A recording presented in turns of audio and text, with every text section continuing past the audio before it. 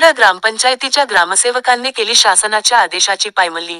अज्ञानपणाचा फायदा घेत ग्रामसेवकाने सरपंचांना व सदस्य योग्य ती माहिती न देता परस्पर केली साहित्याची खरेदी. शहादा तालुक्यातील दूरखेडा ग्रामपंचायत येथे सरपंचांच्या अज्ञानपणाचा फायदा घेत साहित्य खरेदी केल्याची माहिती प्राप्त झाली आहे.